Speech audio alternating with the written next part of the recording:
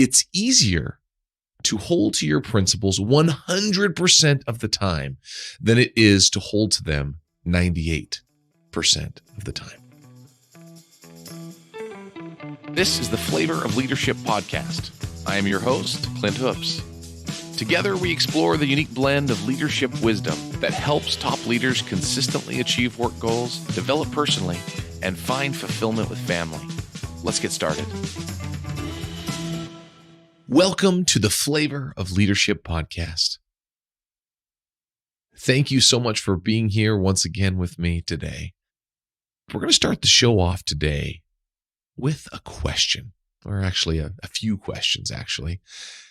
They're this: what are you committed to? What are you committed to? What in your life are you all in on? What is mission critical in your life and your goals? What are those things that you will never let drop? Clayton Christensen was a famous business consultant and professor at the Harvard Business School. He's also well known for writing the book, The Innovator's Dilemma. Now, he said this. He said, it's easier to hold to your principles 100% of the time than it is to hold to them 98% of the time. Now, when I was asking those questions earlier, there may have been some things that popped up in your mind, right? What are you 100% committed to in your life? What are you all in on?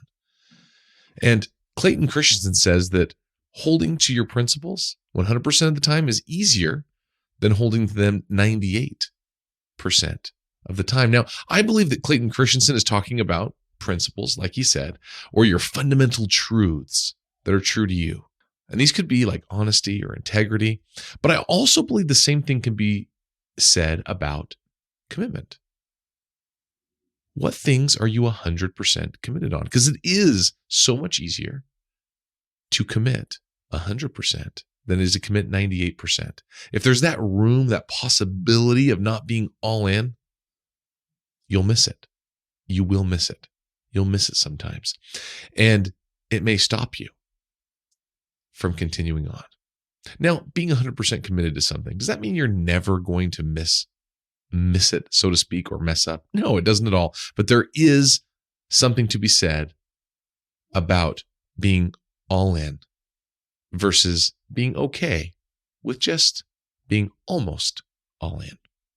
Dr. Benjamin Hardy, he's an organizational psychologist. Now, he shared this very thought about commitment in this same quote in a very similar way in his TEDx talk. Now, his TEDx talk was called The 100% Rule That Will Change Your Life. Now, I put a link to that TEDx talk in the show notes. Definitely worth checking out. In this, he expressed that this thought in terms of changing bad habits or in losing weight or in figuring out how to improve your life in some of these ways. And he's talking about how 100% commitment is so much easier, right? Not giving yourself an out when you've already determined that this is a mission critical item, an item that you want to be all in on. Right? Now, this is a fantastic thought for our personal lives.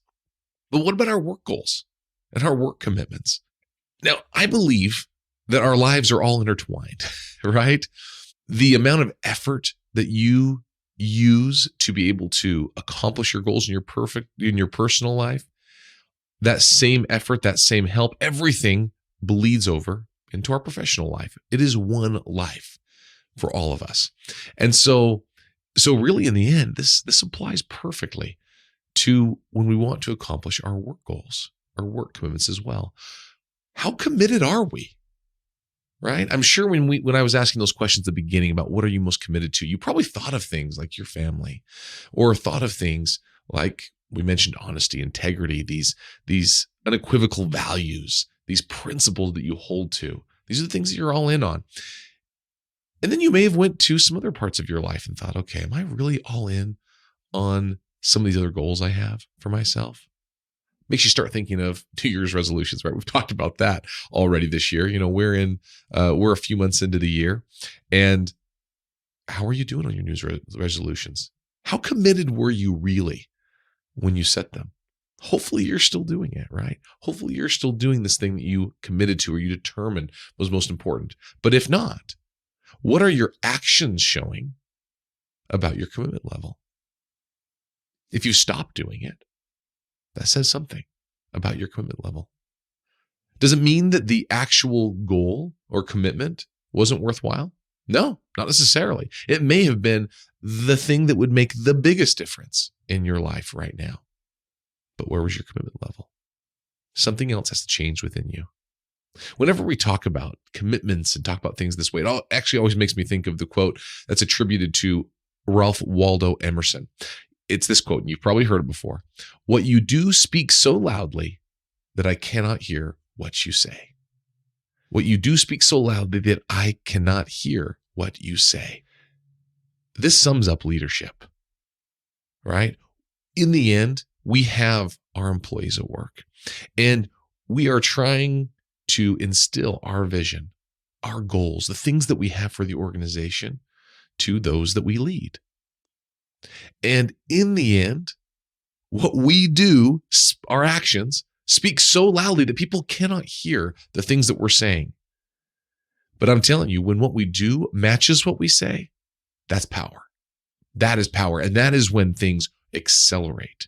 That's when momentum truly starts happening, when our actions match up with what we say. So 100% commitment to our goals does not mean 100% perfection, right? Or 100% perfection in execution. It is about true intent, focus, and action. You don't have to be perfect in each one of those, but people can feel your intent and your focus and how clear you are on these things. Your employees can sense it. You can sense it. Your subconscious mind can sense it. What does your actual action show? What are you actually doing? What are the actual measurable results? These are the things we do with our employees, right? We hold them to these actual measurable results. What about ourselves? What do our actual measurable results show about our commitment to our goals? We talked about New Year's resolutions. So a New Year's resolution that fails within weeks of the beginning of the year, what was the real commitment? Not high. Not high. What about the people that actually accomplish those goals? Because there are people out there, right? Many of you listening here today are high achievers, and you accomplish your goals. You commit. You make it happen. So what's the difference between the goals that you commit to in your life that you actually achieve versus the ones that you don't? What makes the difference? Why do you care more about other goals, versus some of the goals that you fail at? What is the difference? Really, in the end, so much of it is about vision and clarity.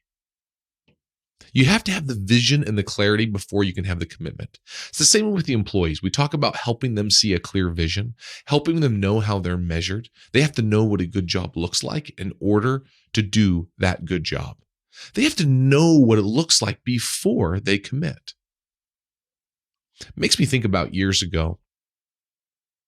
I was preparing for a 70.3 half Ironman triathlon. And so this is a long race. And I had never done a race that long, a triathlon that long. I had only done some of the smaller races. And so this was going to be a very big commitment for me. And I really had to envision what I was going to do. I watched videos online. I did different things. I did everything I could to envision myself succeeding in this goal. And so I started about 9 months ahead of time. And I'm like, okay, I'm doing this. I'm committing. I pictured in my mind what it was going to look like. I knew what I had to work on. I wasn't a very good swimmer, to be honest with you. Of course I could swim, we always grew up swimming, but those of you that are swimmers out there know the difference between not drowning and actually swimming effectively. And there is a big difference. So I spent much of that time learning to swim well and swim more effectively. And so I got a lot better at swimming, as well as cycling, as well as running. All of those different things you had to work on and then put them all together. And in the end, I learned about my commitment level, because that was a big commitment. I determined in my mind what it was going to feel like. I saw it in my head. Now, I wasn't going to compete to try and, get on the podium or anything, right? I knew I wasn't going to get to that point. That wasn't my goal. My goal was to get through it and enjoy it, right? Not simply just get through it, but actually enjoy the race. And a big part of that being able to be a success and being able to complete that race was seeing it before, envisioning what my goal was, knowing clearly what I actually wanted to do, and running that through my mind over and over again, having a clear vision. So what about you? When you're looking at your work goals, do you have a clear vision in your mind? Do you know what it looks like, what it's going to feel like when you accomplish that goal? What about your people? Are they clear about it as well? Because if you're not clear, they can't be clear. If you're the one communicating the vision, their commitment level, their clarity can never be any higher than yours. Now, that seems pretty obvious, right? But it can be profound. If you are not very clear, then they are less clear than you and less committed than you as a leader. But when you're all in and your actions match your clarity and your vision, people can't help but follow. They can sense it. They know what the top goal is. They know what's most important. And when you're all in, they can't help but be all in as well. At least the good people, right? The ones that you want on your team, the ones that are going to help you get where you need to go. Those people will follow. What about the number of things you're committed to? How many things can you be committed to at once? Because that can be confusing to your employees as well. And it can be confusing to yourself. You see so many things that need to happen, but which ones are the most important? Do you know what they are?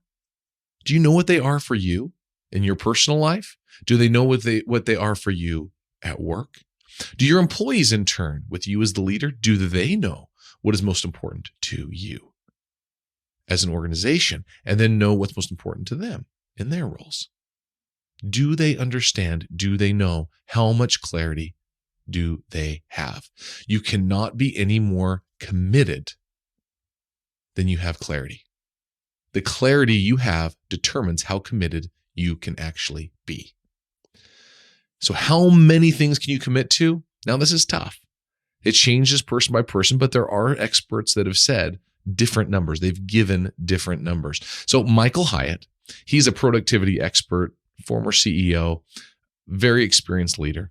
And he says this. He says that having a big 3 in your goals, he talks about his big 3, is all that you can handle. He says doing more than 3 goals at a time, or 3 things you're focusing on, can get very difficult in any given day, week, or month. So you have to be ultra focused on no more than 3 things. He said 1 or 2 or 3, but not more.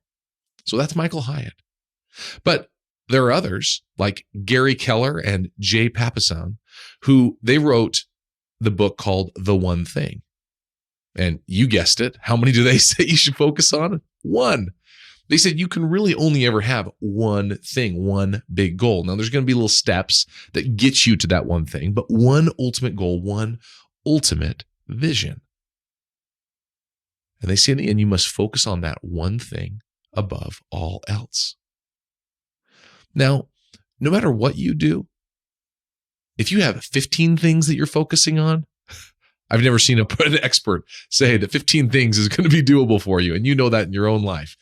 You can't commit to 15 things or 10 things and be all in, right? Can you be 100% committed to that many things? I don't think so. Now, 3 things, 2 things, 1 thing, yes.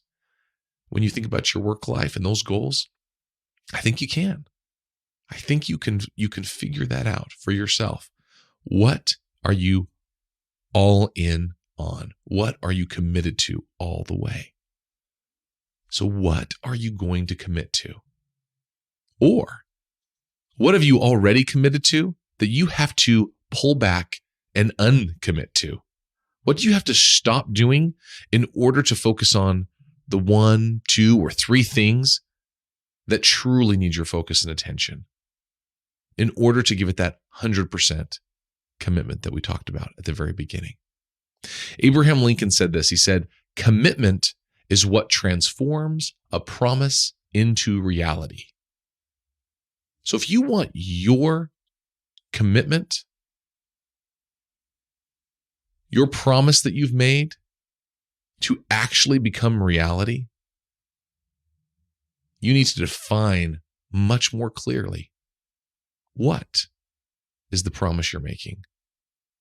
What is the ultimate goal? And then change your level of commitment. Change your level of commitment from being okay, knowing that you could fail, to having failure not be an option. 100% commitment. Doesn't mean that you won't mess up or miss things every once in a while, but the ultimate goal of getting where you want to be is non-negotiable in your mind. And that will change things.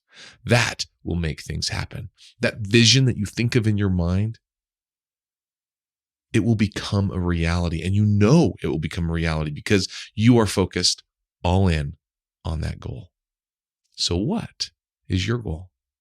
Can you see it in your head so clearly that you cannot help but commit to it? It is so clear you cannot help but commit to that goal. And then your actions will follow suit. Your actions will follow that commitment and that clarity. And then your employees cannot help but follow as well. And they will feel the passion and they will feel the commitment you have. So now all there is to decide what that is. Get the vision and commit 100%, not 98. You got this. I know it. Until next week. Thanks for joining me on this week's episode of the Flavor of Leadership podcast. If you enjoyed what you heard, please share it with a friend. And if you haven't already, subscribe, rate, and review the show on your favorite podcast player. If you have any questions, comments, or feedback for us, you can reach me directly at flavorofleadership.com. Thanks for listening.